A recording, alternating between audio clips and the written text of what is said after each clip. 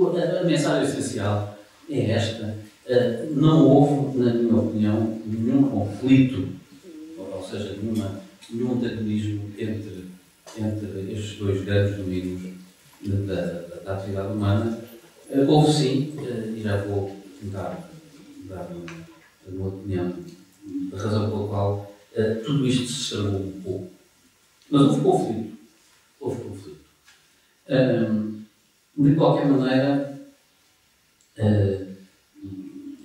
a ciência, enquanto foi um puro instrumento de leitura da natureza, e quando se pensou que o livro da natureza estava escrito em linguagem matemática e que a nossa função era lê-lo, enquanto isso aconteceu, na realidade, a ciência foi neutra em relação à sociedade. O problema foi quando nós tentámos, através dessa leitura, conhecer as suas regras e começámos a tentar, não é transformar o livro da natureza, mas é transformar a natureza. Isso é muito recente. E, portanto, eu gostava de explicar isto bem, porque o problema hoje não se põe exatamente nos mesmos termos em que se pôs desde, digamos, 1600, não é? Que é quando Galileu, pela primeira vez, observa o Chacado Sul, 1610, desde 1610 até, digamos, 1905.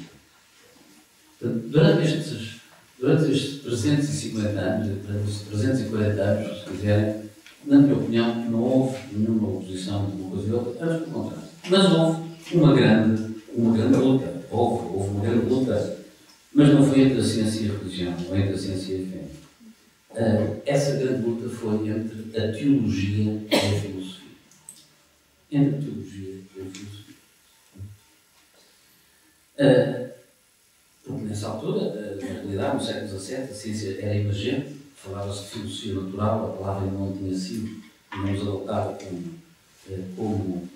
como oficial, e os filósofos, portanto, é preciso ver que estamos num período de grandes transformações, a seguir ao Renascimento e ao início da modernidade, e a Terra já se tinha feito a circunnavegação da Terra, e, portanto, estamos num período de grande transformação social. E, digamos, os filósofos, naturalmente, preocupados sempre com uma questão de governo, do melhor governo para as suas nações, esse é o problema da filosofia, perceberam que havia mudança, que havia transformação e, digamos, entenderam que a intuição filosófica era tão válida como fonte de verdade como uma revelação divina. Este aqui é o grande conflito. Não é? E, digamos, a luta, a primeira separação, a grande separação da modernidade, depois, naturalmente, do facto de termos tido a reforma e a contra-reforma, é entre filósofos e teólogos. Os filósofos davam prioridade à análise empírica da realidade. É isso que faz avançar a filosofia e, sobretudo, a filosofia da natureza, enormemente. E neste debate entre filósofos e teólogos, não é? É um debate que também se arrasta durante alguns séculos, mas que cristaliza no século XVII, naturalmente, os filósofos, não é? Descartes, Newton, não é? Que representavam aquilo que era o grande impulso das novas verdades, fizeram com que, de certa maneira, a teologia fosse arredada da posição central que tinha na escolástica, como explicação para todo o mundo, para tudo que havia, e portanto, digamos, a filosofia adquiriu um estatuto central, mas por pouco tempo. Por pouco tempo, porque no século XVIII, com o iluminismo, deu-se uma outra separação, desta vez entre os filósofos e os cientistas. Não é? Portanto, por assim dizer, aqueles que já se chamavam cientistas, aqueles que afirmavam que o caminho para a verdade, não é? A verdade ligada sempre com as coisas da natureza, naturalmente era uma teorização baseada na indução. Uma indução.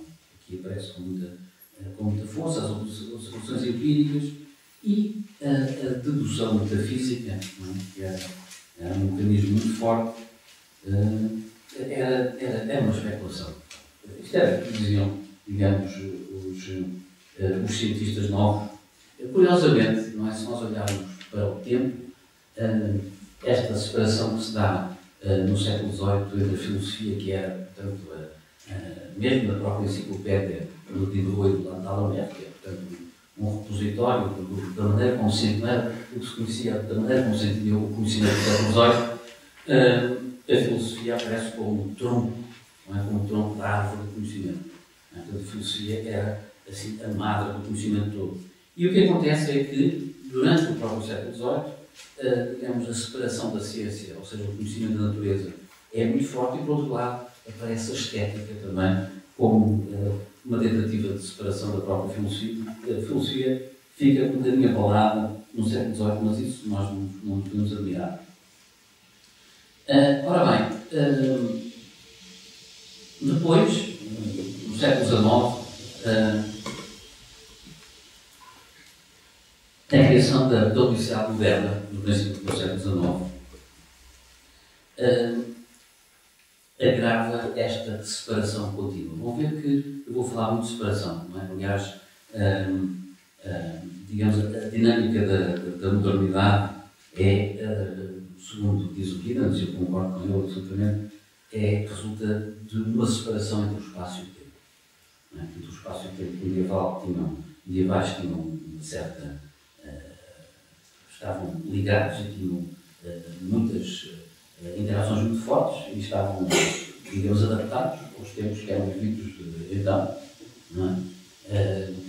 O tempo era um tempo secular, o tempo dos agricultores e o tempo dos eclesiásticos. Não é? Era um ciclo que se renovava todos os anos. O espaço era um espaço central. A Terra estava no centro do universo. Portanto, eram dois conceitos que estavam muito bem ligados. Mas, na realidade, o que aconteceu foi que, e a Revolução da Modernidade é, nesse aspecto, uma separação, um grande afastamento entre estes conceitos. O espaço passa a ser infinito, não é? Que é uma coisa que é impensável na altura.